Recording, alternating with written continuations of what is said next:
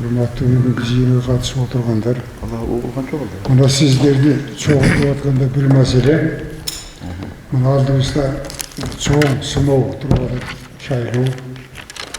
Мына ошо шайлоонун жүрүшү жалпы да кыргыз элиндеги ынтымактын биримдиктин жакшы бир багыт бериши жөнүндө президентибиздин жакшы мыйзамдары чыккан, билесиңер.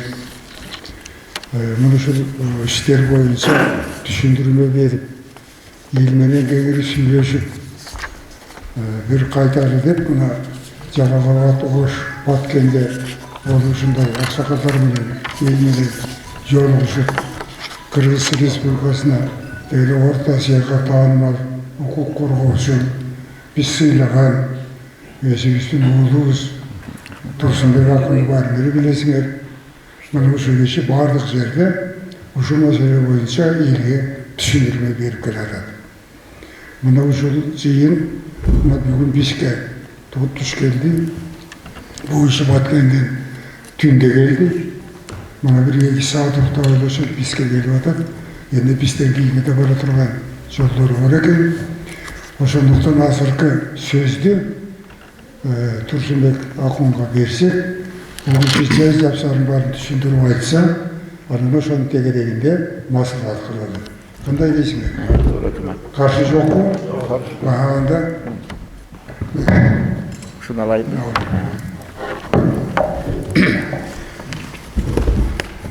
Урматтуу Талаш шаарынын жашоочулары, урматтуу шайлоочулар, аксакалдар, аталар, инчектер, атайын келген эжекелер, рахмат. Бүгүн ушу шашылыш чакыртып силерди чогултуп калганыбызга карабастан, алыска Кара Оорудан баштап, бул жагы Бакаятадан баштап баарыңыздар келип бергениңиздерге ыраазычылык билдиребиз. Кудайым силерге кубат берсин. Мүдүр атабыз айткандай, бул киши айткандай, ушу биринчи күнү эми алыш күнү Ошко учуп барганбыз. Биринчи күнү Ош шаарында Ош облусунун жашоочулары менен чогулуш болду. Шайлоо маселеси боюнча. Анан кечээ Жалал Абадта аябай кызуу талкуу болду. Анан түнү менен Талас жергесине келип, Манас атабыздын мекенине келбей кеткен болбойт деп ат тизгинин шарт куруп дегендей өтмөктөн бияка бурулуп түндө келдик. Келип ушу сиздерге жолугушууну уюштуруп атабыз. Мен келген себептерим бир 3 маселе боюнча. Биринчиден куттуктайм, биздин алдыбызда айтып кеткендей аябай чоң саясий кампания турат. 28 ноябрь бул Кыргызстандын тарыхындагы кызыл тамга менен жазылып кала турган улуу тарыхый күн болуш керек. Анткени ушул күнү Кыргыз Республикасынын жарандары, шайлоочулары, жалпы баардык шайлоочулар, 2 миллиондон ашуун шайлоочулар Кыргыз парламентинин жогорку кеңештин депутаттарын шайланат. Бул шайлоо 5 жылда бирден келиши шайлоо. Бул жөнөкөй шайлоо эмес, бул тарыхый шайлоо. Мына ушул тарыхый шайлоону баарыбыз бир колдон жең чыгарып, бир жакадан баш чыгарып, ушу шайлоонун результатына өткөрүп алалы деген чоң ой менен, чоң тилек менен келип атабыз.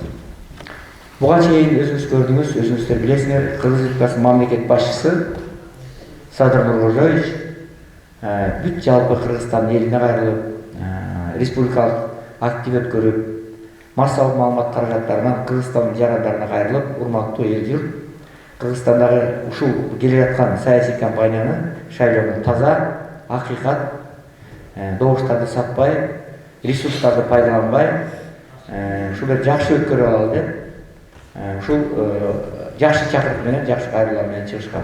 Келиңиздер.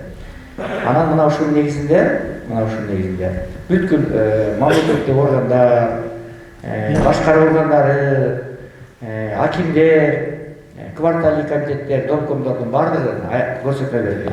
Мындан кийин ушундай шайлоого эч кандай аралашпагыла, эч кандай ресурстарды колдонбогула, добуш сатуу болбосун, ушул бурмалоолорго жол бербегиле деп ушундай бир чоң иштерди баштады да. Мына ушул негизинде мен ошол 21-нде өткөн, октябрда өткөн республикалык активге катышып, саясатчылардын ичинен Кулов экөөбүз катышканбыз, ал киши келе албай калды, чакырылганбыз. Бирок мен катышып, аябай жүрөгүмдө кубандым да. Президенттин демилгеси чакырыгы кайрылуусу бул тарыхый кайрылуу. Ошон үчүн сиздер ушул 28-inde өзүңүздөр келип жүрөгүңүздөрдөн кимге шайлайсыңар, кайсы уул кызыбызды шайлайсыңар, алар өзүңүздөрдүн атуулдук парызыңыздар, шайлап бересиздер. Анан ошон үчүн биз бияка тынчтык болсун деп келип атабыз. Дагы келгендин себеби келечекке жол деген уюм түзгөнбүз. 2 жылдан бери шайлоону таза шайлоо болушу үчүн мониторинг кылып атабыз. Былтыр ошол биздин келечекке жол деген уюмдун мониторинг негизинде былтыркы 20-жылы биз эксперттердин баарын чакырып, анан жыйынтык чыгарганбыз. 20-жылы 4-октябрда өтө турган шайлоо чатак болгон атат. 5-октябрда 10 000 деген адамдар көчөгө чыгашы мүмкүн. Анан урматтуу президенттер мурдагы жетекчиге кайрылып, ушул боюнча бир чара көрүп койсоңуз жакшы болот эле. Анткени абал өтө кооптуу. Партиялар, бийликти жактаган партиялар өз билген талканын чала башташты, адамдардын укугун тебеледи, таза шайлоо болбой кала турган болуп атат деп эскерткенбиз. Бирок тилекке каршы тиешелүү чара көрүлбөй калды. Биздин үн жетпей калды. Анан акыр эмне менен бүткөнүн өзүңүздөр билесиңер. Башаламандык болду, бийлик алмашты, ак өрттөн ушундай чатак болду. Анан эми быйыл дагы мына Кудай буйрса президенттин чакырыгы жакшы болду, кайрылуусу жакшы болду. Анан быйыл дагы бир байкоо жүргүзүп, биз өзүбүздүн мындай заключение, жыйынтыгыбызды берип атабыз. Быйылкы шайлоо Кудай буйрса президенттин кайрылуусунан кийин жакшы болобу деген чоң үмүт болуп атат. Ошондой башаламандык тополоң болбойт деген чоң каалообуз бар, тилегибиз бар.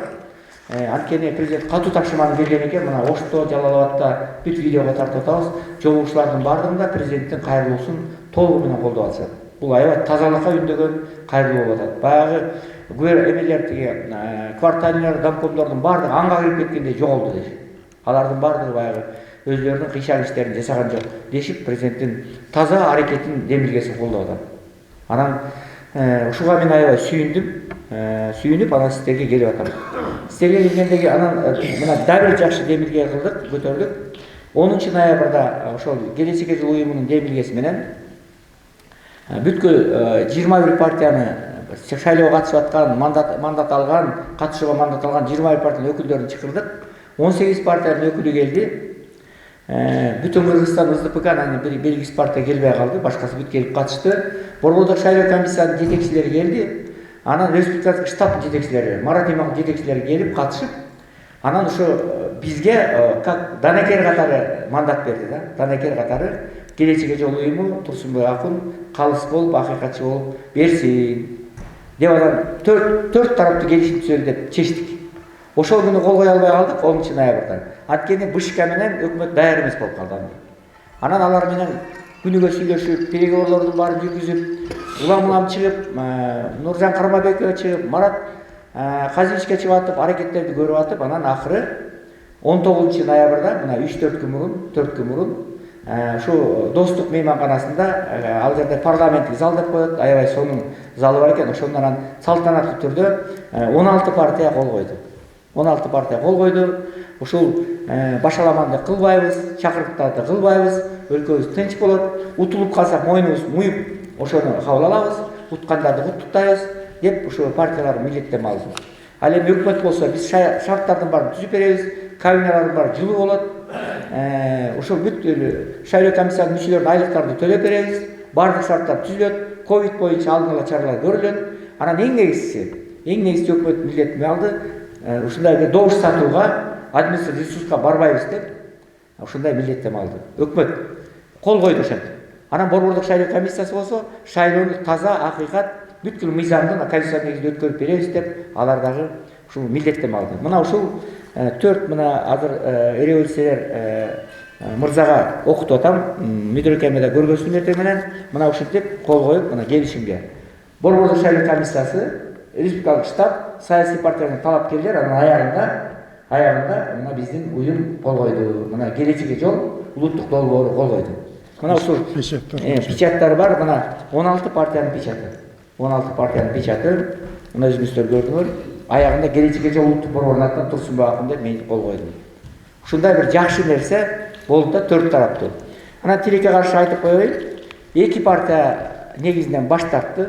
Бирөө Бүтүн Кыргызстан, айтуу Бүтүн Кыргызстан партиясы, анан Социал-демократтар партиясы кол койбой эле качып атат. Канча чыкырсак болбойт. Анан бир 2-3 партия калды, алар кол коюп беребиз дешти. Просто ооруп калган экен, ордо деген партия кол коем деди, анан дагы бир 2 партия. Мына 16 партиянын печаты менен келдим мен. Печаты менен колу менен келдик. Мен ойлойм, мунун баардыгын эмне үчүн кайрылып атам? Жалпы Кыргызстандын шайлоочуларына кайрылып атам. Кыргыздар орусча сөз бар, договор дороже деньги дейт. Бул деген келишим баардык акчадан дагы, баардык нерседен кымбат, баалуу. Сөз бергенден кийин ошону аткарыш керек. Убада бергенден кийин аткарыш керек. Мына улуу адамдар, аксакалдар отурасыңар, убада деген кыргыздан бир убада бергенден кийин кыргыз кайра тарткан эмес. Кыргыз айткан сөзүнөн кайткан эмес. Ошону аткарган. Анан урматтуу партиянын лидерлери, урматтуу өкмөттүн мүчөлөрү, өкмөттүн штабы, урматтуу Борбордук шайлоо комиссиясынын жетекчиси Нуржан Кармабеков. Мына силерди көзөмөлдөп атабыз, келишимге кол койдуңар. Эми ошонун көзөмөлдөө жагын, келишимди кантип аткарылат? Көзөмөлдөө жагы мага тапшырылды. Турсунбай акынды.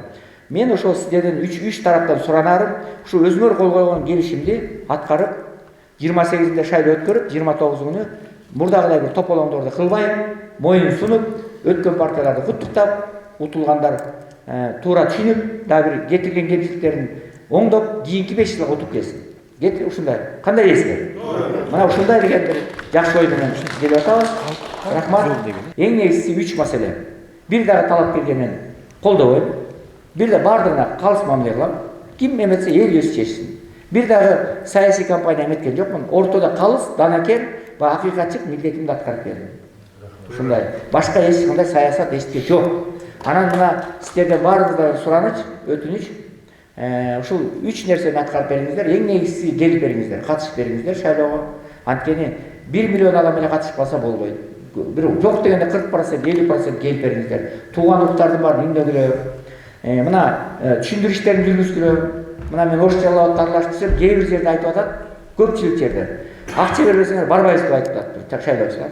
Анткени элдин партиялар буга чейин бийликтегилер бүт акча берип, таза эмес кылып атып шайлоону, элдин баарын көбүн бузуп коюптур. Барбайбыз деп атат. Мына бул туура эмес. Ошон үчүн мына ушул жерде мына аксакалдар Кыргызстанга, Талас облусу эмес, Кыргызстанга белгилүү адамдар отурасыңар. Ошон үчүн сиздерден өтүнүч, урук туугандардын баарын чакырып, ар бир кыргыздын жаранынын бир 20дан 100дөн ашуун туугандары бар, туурабы? Шайлоочулар бар. Урук тууган, жиен, тайке, бөлө, достор, классташтар, курсташтар, ошонун баарына бүгүндөн калбай чалып, 2 күн калды бүгүнкү күндү кошпогондо. Чалып, катуу аракеттер көрүп шайлоого келип бериңиздер. Анан кимди шайлойт өздөрү билсин. Бул биринчи менин өтүнүчүм. Экинчи, добушуңарды сатпагыла. Эч бир тыйын албагыла. Жөн эле өзүңөр келгиле. Мына Садыр Нуркожоевич баштап өкмөт, мамлекет, Борбордук шайлоо комиссиясы бүт шарт түзүп берди. Кабинаны таттыкка коюп койду, ручканы коюп койду. Жып-жылуу кабинеттин иши. Бүт шарттын баарын түздү, ковидтин баарын алдын алды. Эми келип туруп өзүңөр гана ручка, өзүңөр анан кабина, эч ким жок. Анан ошо кимди каалайсаңар сызып койгула, болду. Пичканы коюп койгула, болду. Башка эч. Бул экинчи өтүнүч. Анан үчүнчү.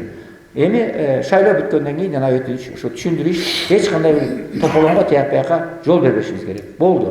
Баягы куру кыйкырыкты токтотуш керек. Ато кээ бир партиялар, мисалы 21 партия, анын 6-7 өтүшү мүмкүн. Ошону 14-15 партия өтпөй калат. Бул чындык.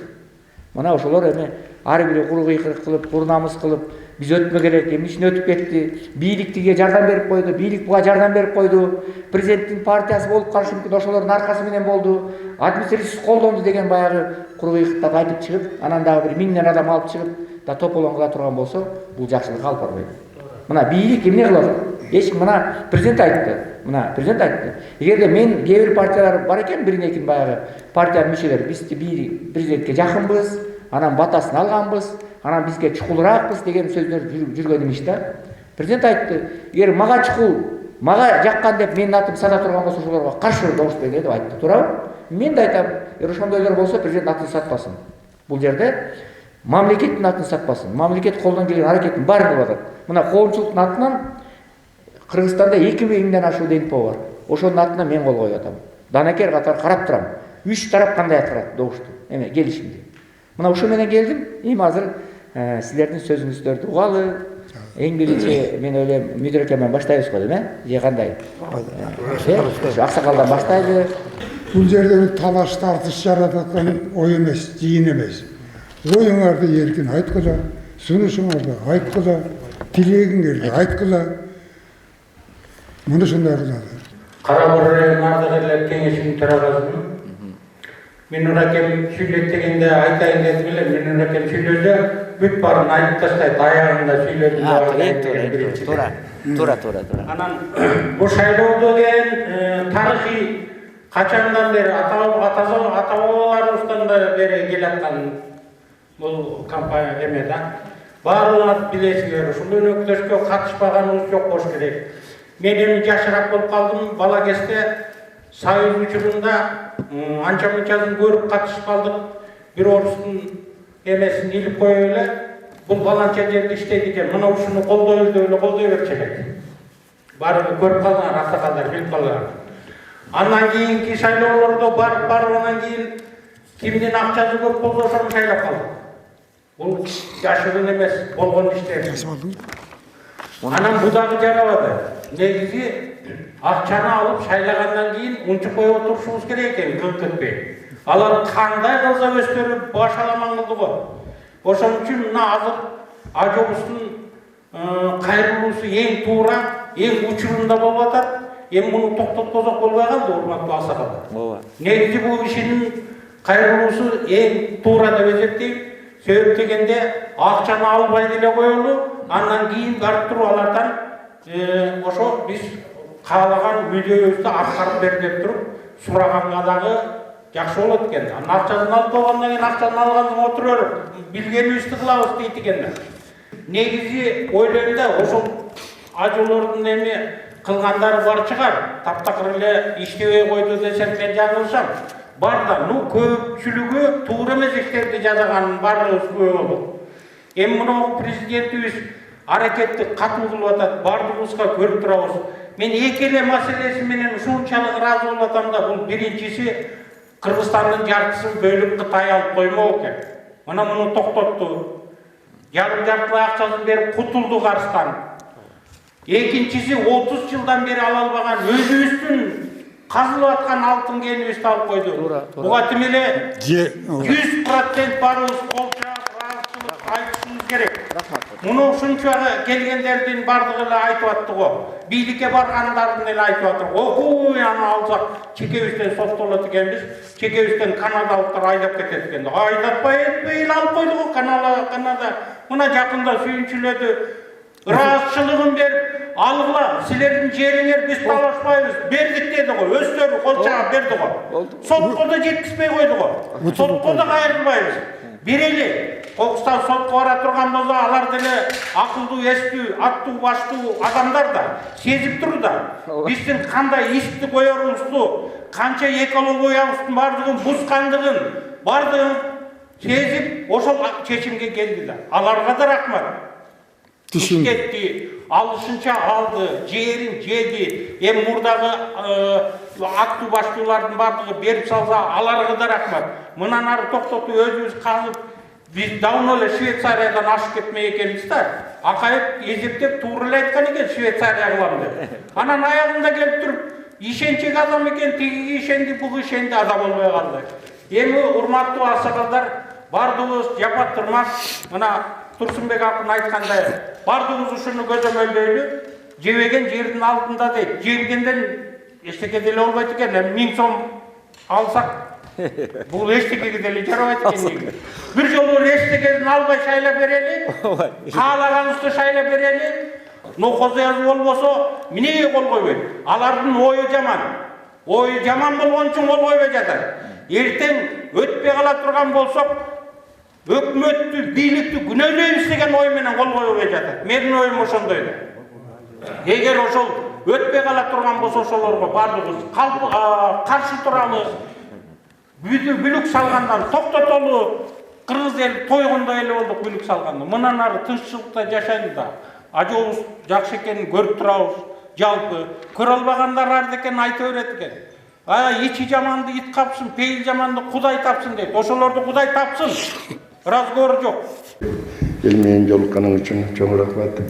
Мисал үчүн мен өзүмдүн сизде ошо КДКдан баштап түптөп ушул убакка чейин иштеп келгениңизде акыйкат үчүн, адамдын укугу үчүн аябай күрөшкөнүңүздү 5 колдой билебиз. Микрофонға түйді. Бирок сиздин аркаңыздан мына ошол эле жана тууралыктар кыргызча айтканда жакшы сөздөрдү эмес, жаман сөздөрдү эзиткен мезгилдерде болгон. Мен азыр өзүм жеке пикиримде мен түшүнүп атам, ушул келечекке жол деген немени туура тандап, сизди мен кошомат эмес, сизге кошоматты кылбайм эч жакта. Сизди ушунун калыс болуп, адилет болуп, баардык жамандык, жакшылыкты башынан өткөздү. Ушул киши туура тандоо туруп, туура калыстык кылып берет деп, ушуга жетекчилик шайлаганына аларга да ыраазычылык билдирип кетем. Анан энди журт мына ошол жерде отурган аз болсок да биз көппүз деп эсептейм. Аксакалдар, кымбаттуу эле. Себеп деген эмне дейбиз? Ар бирибиздин бала чакабыз, кыз кыркыныбыз, Куда сүйөбүз, рух жегиярдарыбыз бар. Бир нерсени баштап коюп эле кайра бир пастан кийин аркасынан ээрчип кеткен токторсук. Мына биз ушу былтыркы 20-жыл эле Садыр Нуркожоевди эң акыркы үмүтүбүз бизде. Кыргыз элинин акыркы үмүтү. Ушул жигитке ишеним беребиз деп 88% түп көтөрүп шайладык. Энд ортодо мына бүгүн эле кече күнү таласка келген кишилер Турсунбек бир нерсени айтып коюшу керек. Карапайым калкты бузуп аткан бирөө чыкты. Алар карапайым калк өздөрүнөн бир жөнөкөй ушул жерде мен чыгып туруп эч кимди буза албайм. Ошол мына кече күнү таласка атамекин келип жыйын өткөзүп, мен телефондон көрүп эле өзүм нааразы болдум. Мен энди кийинки шайлоодо ушул жакынкы шайлоодо президенттикке коем деп элди үмүттөнөт. Бир кезде элдин таластын элин мактап атат. Чыны мактоого да татыктуубуз. Себеп дегенде биз атамекенди ушунчалык колдогонбуз. Аябай колдогонбуз. Бир үйдө ата бала ажырым болгон. Жалган ушул бар. Ошол мезгилде энди дагы эле силер мени ушундай колдогонсуңар, дагы да колдоп койсуңар. Анан кийин мен кийинки президенттикке ушул чукулку кийинки чакырылыштагы президенттикке өзүм президенттигин коем. Коюп койсо мүмкүнчүлүгү толтура эле дегенде. Бирок энди ошого биз ушул жерде турган аксакалдар баарыбыз бала чакабызды, урум жегижаттарыбызды койгула токтотолу турмушту. Мына президентибиз Садыр Нуркожоевич ар бир жерде жолугушкан жерде таза шайлоо кан какшап берет. Бул убакытка чейин бир да президенттен уккан эмеспиз да, туурабы? Туура. Бир да президент кайрылуу жасаган эмес. Туура. Өй, таза шайлоо өткөнгө карапайым калып деп. Андай кылган эмес. Мына ушул жерде бүтүн мамлекеттик кабинеттин башчысына чейин, бүт райондук акимдерге чейин, жергиликтүү өкмөт башчыларына чейин баарына сес көрсөтүп, камаласыңар. Таза шайлоо өткөргүлө деп атат. Энди биз биринчи ошол үмүт кылып шайлаган Садыр Нуркожоевдун демилгесин колдойлу. Экинчиси баарыбыз жүрөгүбүздөн ишеним менен ар кимибиз ушу каалаган депутатыбызды шайлап алат. Ушуга эч кимибиз жанагындай тескери агитацияга көңүл бурбай, ушу келечекке жакшы тандоолорду жүргүзүп алат. Рахмат. Садыр Нуркожоевдун элге кайрылуу абдан туура мындай болгон эмес. Баарыбыз билебиз. Анткени себеби дайыма шайлоодо мыйзам бузулуп эле анан кийин төңкөрүш чыгып эле барып бийликти базып алып эле ар ким билген болгон жеген. Менин айтайын дегеним, мен Манас Кара-Боро районунда ардагерлер кеңешинде куратормун. Бапыш Сатканкул. Революциянын экөөнө катыштык. 3-чү төңкөрүшкө бара албай калды институттарга байланыштуу.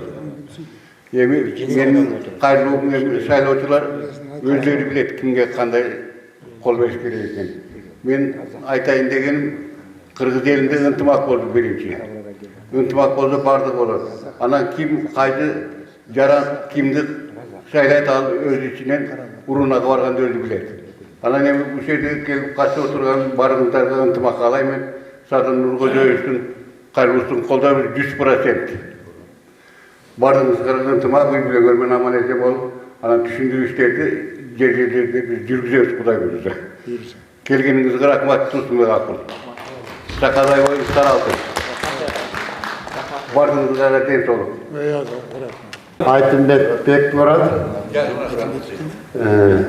Bakaylar rayonu Aqtöbe ayıl hükümeti, Çölököylü Ceket Çarba. Aksakallar,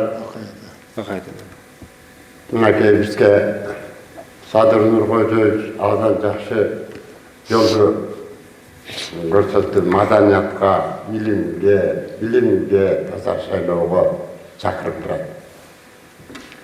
Мына биз 30 жыл күткөнбүз ушундай. 30 жыл күткөнбүз.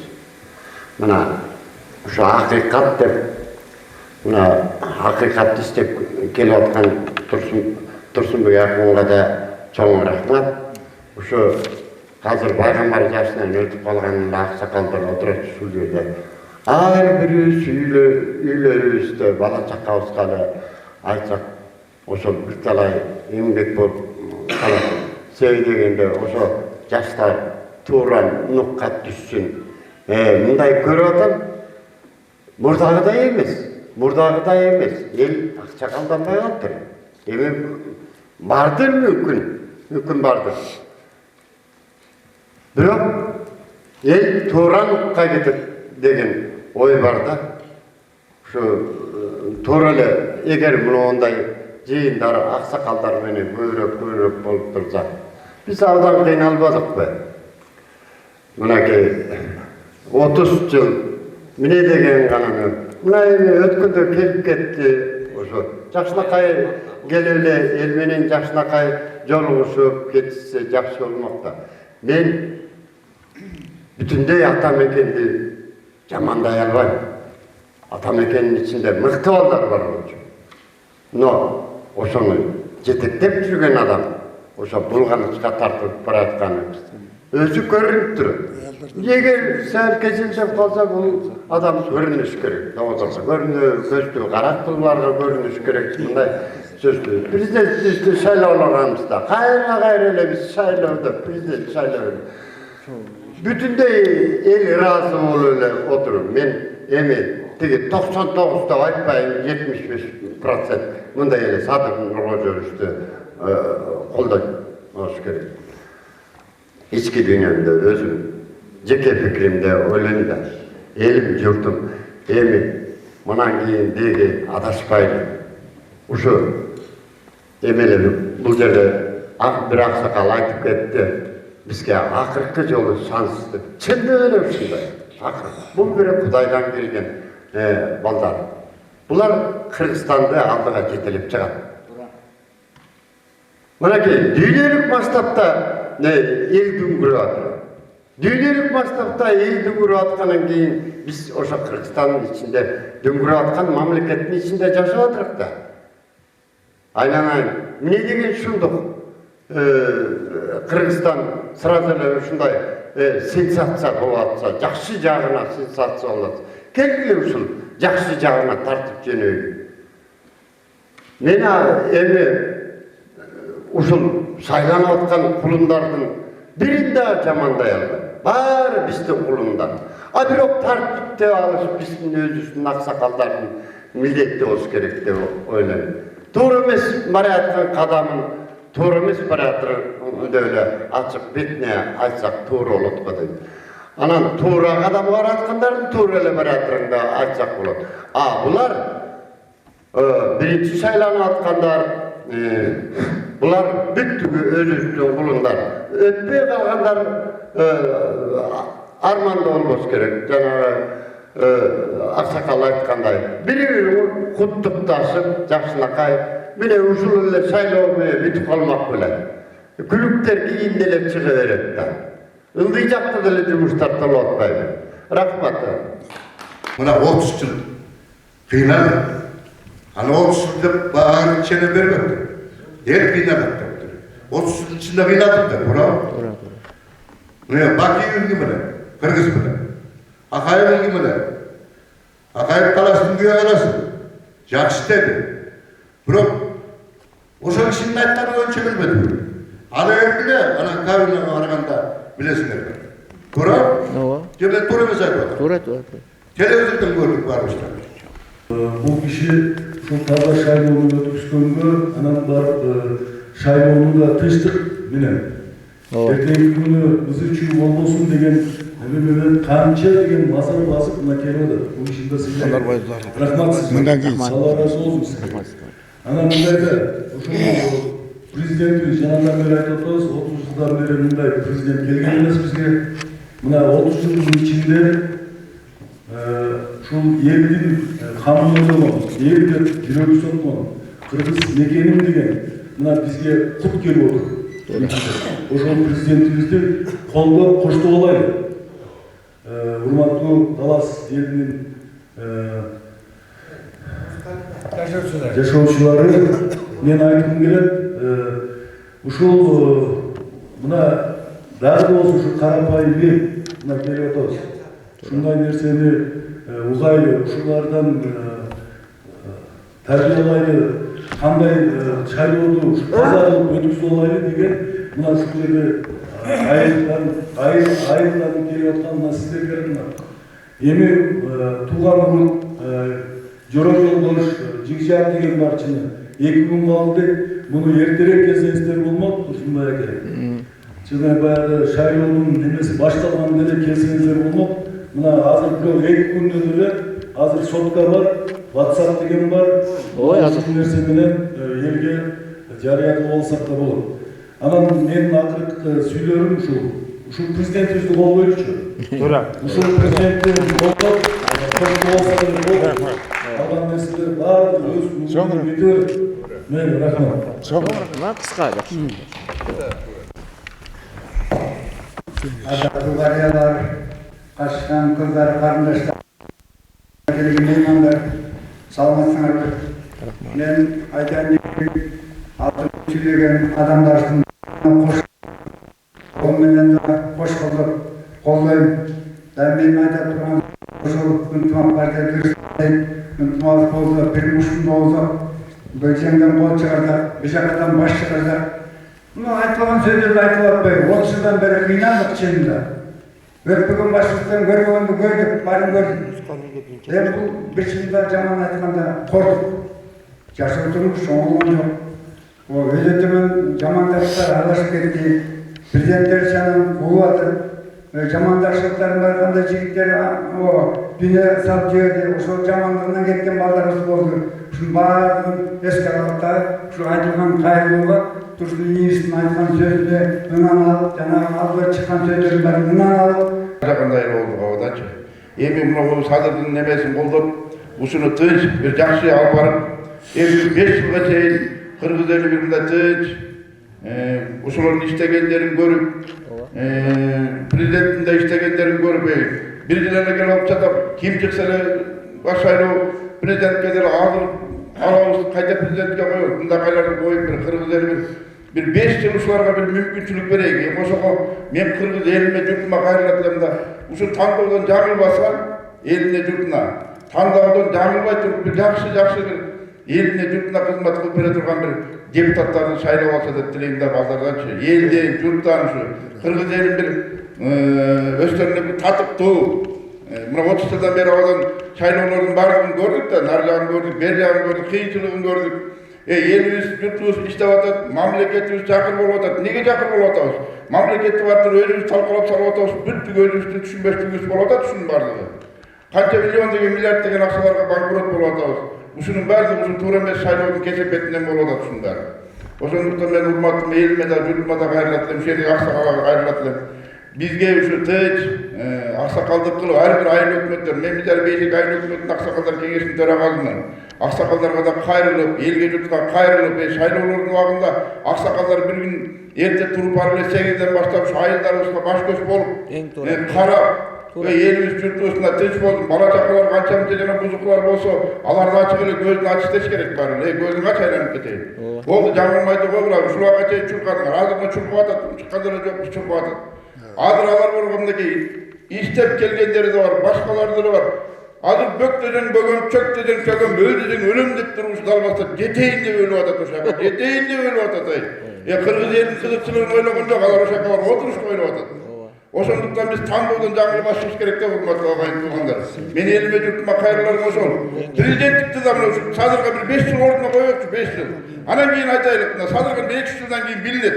Алып бара албай жатса, башка кыла албай жатса, азыр бүттүк өзүбүзгө кайрылып атат го. Кудайга шүгүр. Мына алтындардын баары кайрылып атат. Мына өзүбүздөгүлөр да мынакей кайрылып атат. Ушунун баары акырында бир кишиге колунан эчтеке келбейт. Садырдын колунан эчтеке келбейт. Мына ушак сакалдар жапа турмак баардыгыбыз жардам бербесек, бүттүгүбүз жардам беришибиз керек. Элибиз журтубуз жардам беришибиз керек. Ошондуктан мен кайрылат элем элиме журтума. Садырга жапа турмак жардам берели, шайлооду тынч өткүзөлү, бөөдө кырсыктан, бөөдө кайгыдан чыгып, каптап аткан кара тумоодон тышкары болуп, элибиз журтубуз тынч болсун, элибиз битиребесин, журтубуз битиребесин. Биздин алым баштар ушул ажоолорубуз бир имандуу болуп, элине журтуна кызмат болсун. Bir 5 yıl uşağa genellikle koyalım, anan giyin sayılır, daha bir görelim. Rahmet olun. Sizler Taras elinde gelip kalktınız, rahmat. Siz biz baştan hakikat çıkartları biliriz. Oşu emeğinizden kayıtla gelitasız, sizge rahmat. Ana melemi cevap oşu yenilerin adından gayrılık koyun geletler, yenilerin oyu, tilegi, bardığı tıştık zaman boş gerektir. Anam bu bizim azın uşuleslerine 19 yıldan beri uğralda pandemiya degen hareketli başkasından ötkürüp geletimiz. Oşoğa karabastan mına şayloo degen geldi. Şayloobuz pandemiyadan ötüp kele turgan bolup kazan. Çınıyla.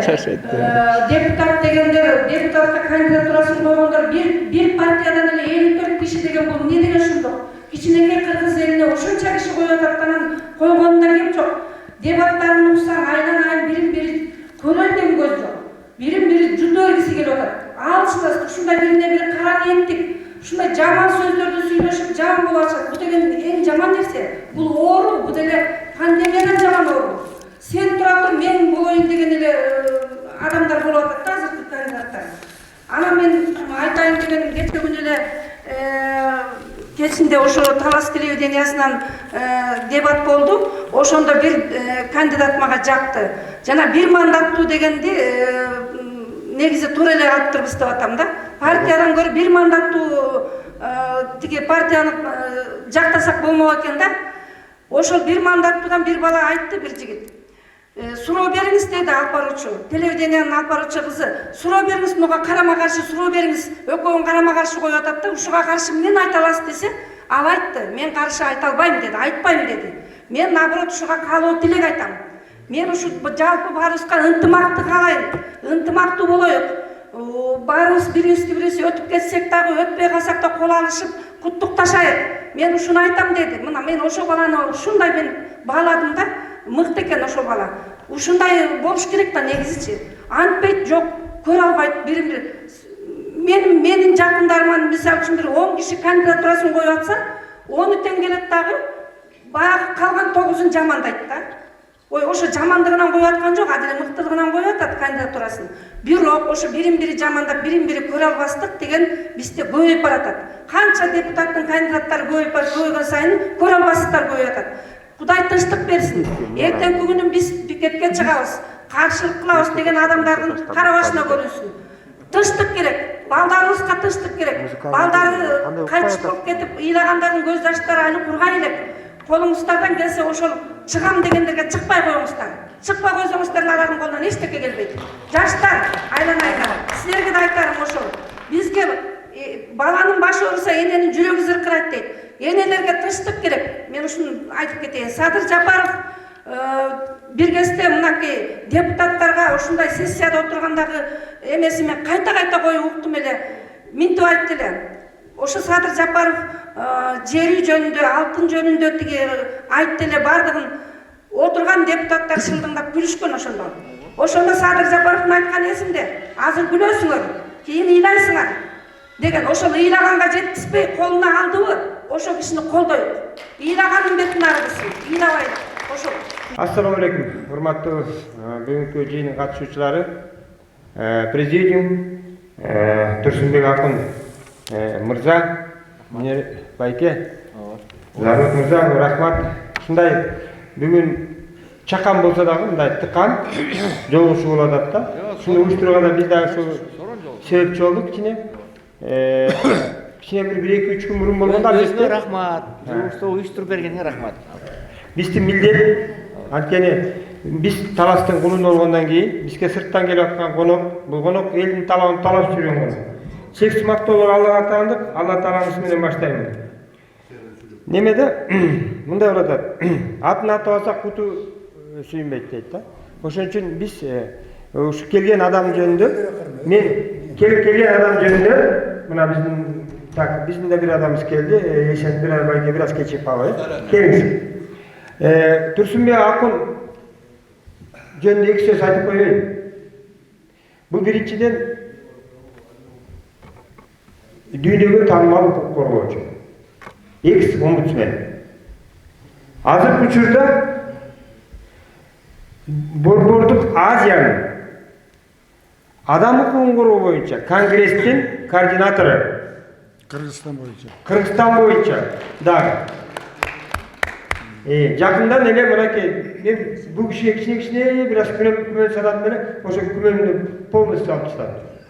Анткени мына Садыр Нуркожоевич өзү ушунча деген адамдардан тандап барып туруп, ушул адамды, ушу адам тынымы жок чуркап жүргөн адам эле деп туруп, Манас орденин 2-чи даражадагы орденин сыйлаганы буга себеп да. Ушунча бир кол чаап коюңуздар чыгышыбы. Мен чын пейилмен айтып атам. Ошондуктан мындай адамдар келгенде бизге жөлөк болот, бизге жакшы жаңы кабарлар алып келет, бизди түздөй, оңдой, бизге жол ачат. Ошондуктан мен урматтуу азыркы жогоруда сүйлөп кеткен аксакалдардын сүйлөгөнүнө толук кошуламын.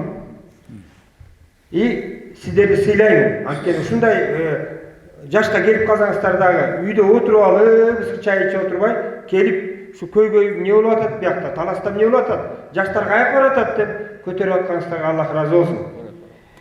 Албетте, мына жерде айтып кете турган нерсе, мына келишим. Бул келишимди мен өзүм мындай укук коргоочумун өзүм дагы, област деңгээлде дейчи. Азыр народный контролдун аккат үчүн көзөмөлдүн координаторунун област боюнча шайланган. Мына могу жерде областтын өкүлдөрү отурат. Мына Разак мырза, Нурбек мырза, мынакей Жапаркул, мынакей Муксин, Сере эмелер, байрактар отуруп атат мынакей. Ошон үчүн жаштарды айтып атам. Эсен мырза мынакей. Эколог. Эми биздин максатыбыз ушу сиздин ишиңизди давамат бүт жерден колдоп жүрөбүз. Мен муну биринчи айтып кетейин. Неге колдойбуз? Анткени бул киши жөн эле наандарды табып алып, о жакта президенттин жанында отуруп өлсө деле жарашат эле кээ бир жанагы уюмдардай болуп. А бул киши чуркап, чаң жүтүп бүт областты кыдырып келип берге келе салды. Танк 4 мага чалып атат.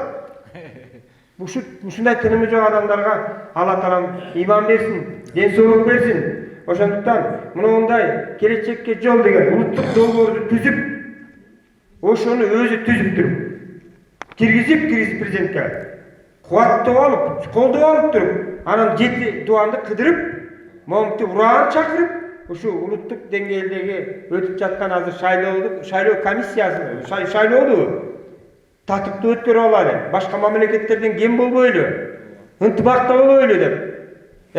Жашнакай болуп туруп, биригип туруп, биз ушул жерде отурган аксакалдар оңой бекен. Азыр балдарыбызга, неберелерибизге бир айтып барабыз, туурабы? Кой, токтоткула деп. Шайлоо өтөт. Анын эртеңки күнү бар.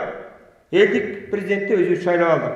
Ошондуктан урматтуу Садыр Нуркожоевичти, урматтуу Турсунбек Акун жана башка мына көтөрүп аткан, төш көтөрүп аткан инсандарга биринчи иман тилейли. Жамандыгын издебей, жакшылыгын издейли. Ушу 21 партия чыгып аткан экен.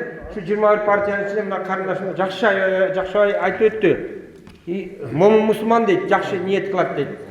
Баспарттук жакшы сөзүн айтат дейт. Анан жакшылыкка чыгарат дейт. Ошондуктан мен ойлойм, биз кемчиликтүү болсок дагы, күнөөлүү болсок дагы шайлооду жапа турмак бекем биригип туруп, улуттук курултайдын өкүлү катары Талас областы боюнча Кыргызстандан 2 жолу шайландым.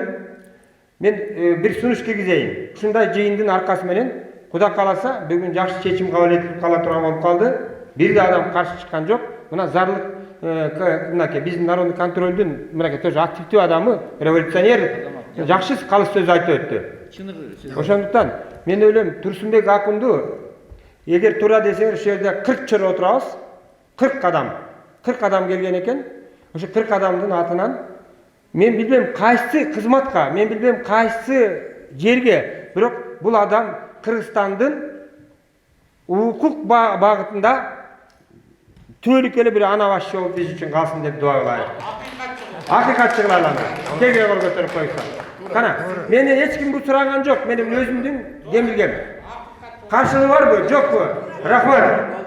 Партия боюнча кечирип койсоңуз, мен как эме катары айтсам, ушул келечекке жол деген проектинин биз дагы катышуучубуз айтканда, айтып коеюнчу. Талас областы боюнча. Акырын жүрөбүз. Ушундайбы? Өзүм да катышасың. Мен да ошондой деле ойлойм да.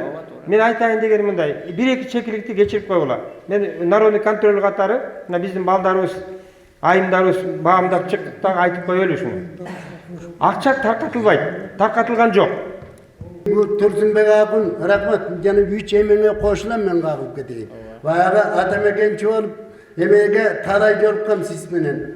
Тетиге Минирекен билет, атамекенчи болуп, жанагы Текебайдын жана үн изергенде барып тупурак салып жаназасына туруп келгенбиз. А кишилер эми аны айтпай эле коюңуз тартып. Мына 3 маселеңе толук менен кошулабыз бу жерде карыялар. Анан кийин мурунку кеткен эмелерди дагы айта кетиш керек. Аларды да убагында президент болгондордун баарына кол көтөрүп, ой, сен жакшысың, сен эметкенсиң, сен мындай кылганбыз, сени колдогонбуз деп үчүн баарыбыз эле колдогонбуз. Анан кийин аларда кескесте эскертип жүрүш керек. Аларда өз эмеси менен кетти Алланын буйругу менен. Анан эми деле кагылып кетейин, Кудай бу бийликти эмени өмүр бою бербейт экен. Бу кетсе дагы, ой, ошонун убагында кымбатчылык болду деп да аны да чукуйбуз. Сизди деле убагында айтып суу куйганбыз, батып тушу жиберип жүргенде.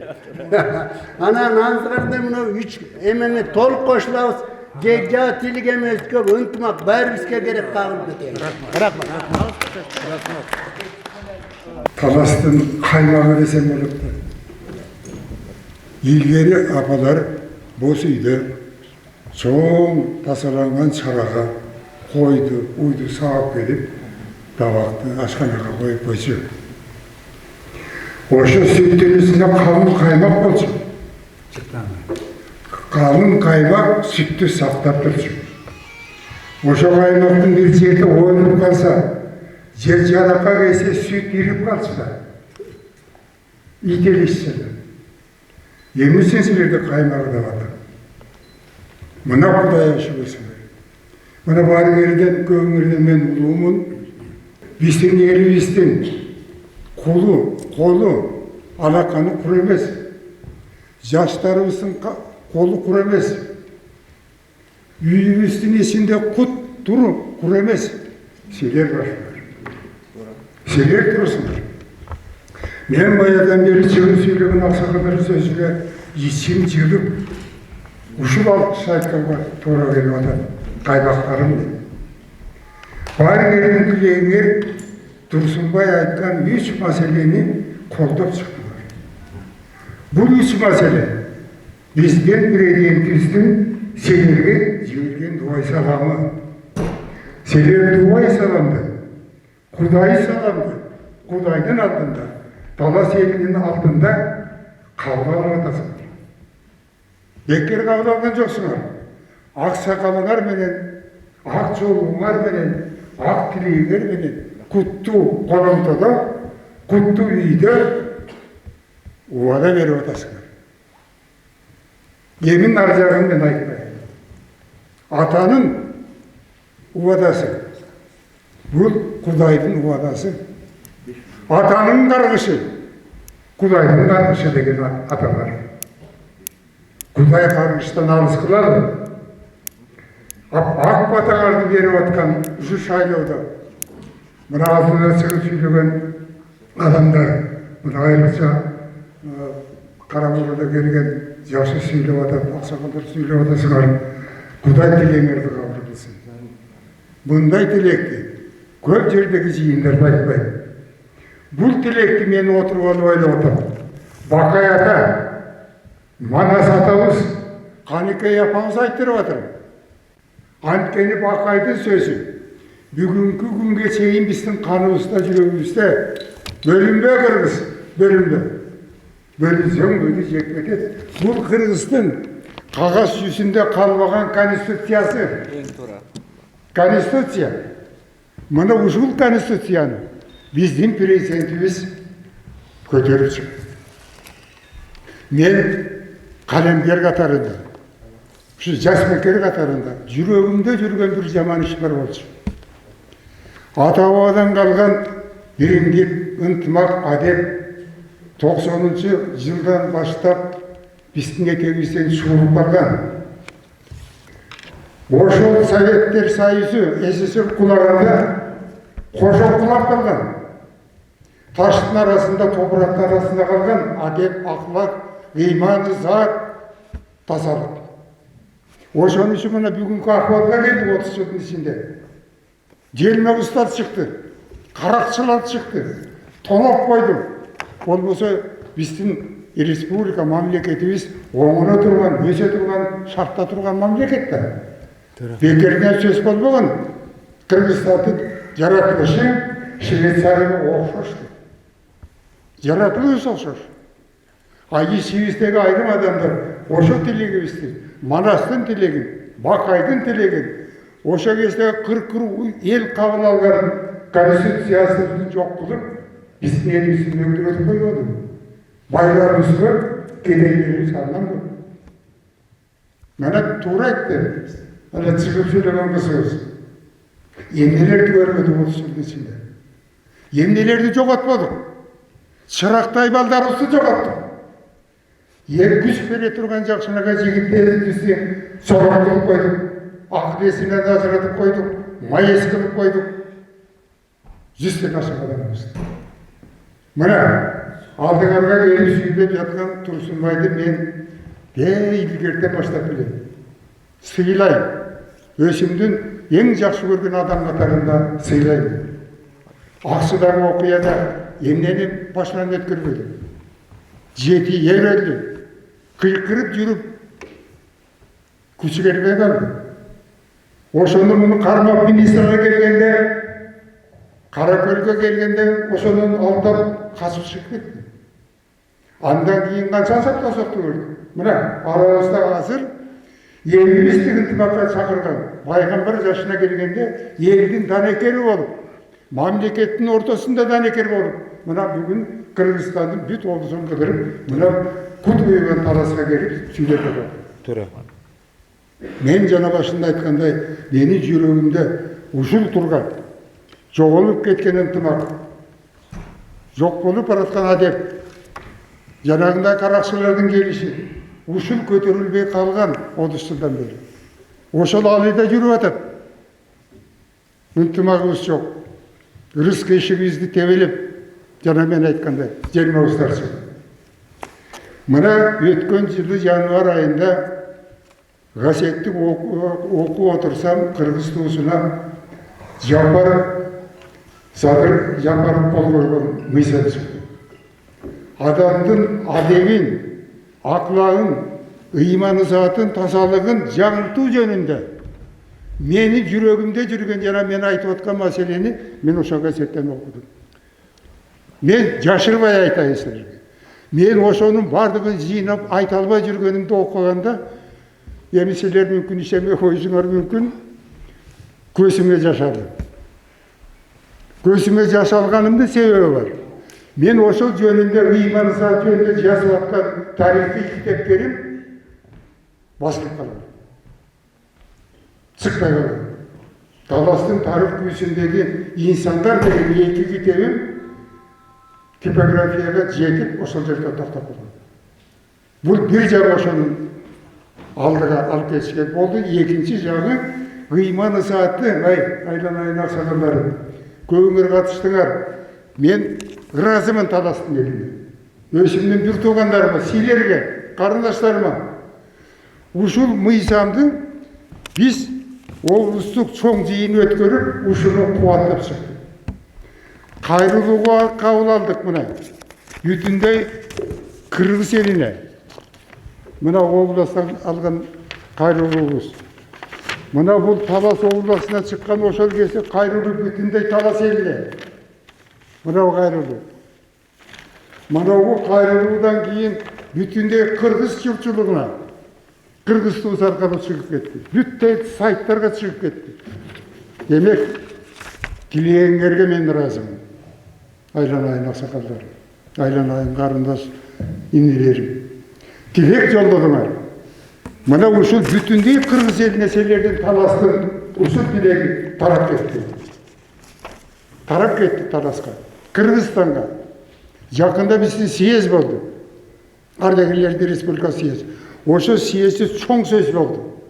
Asıl büt Kırgızstan'ın barlık yerinde usul selerden kabul algan kayrılığına büt barlık yeri işte orada. Bu da silerden emdi. Silerden akıl, silerden kengeş. Yeni yekinci şaydon jönündeki kabul alıngan. Buna çıkıp söylegenlerden bara aytты. Koltuğuma ala turgan. Jana ayttım mı? 30 yıl içinde nelerdi görürdüm. Azırakta kaldı.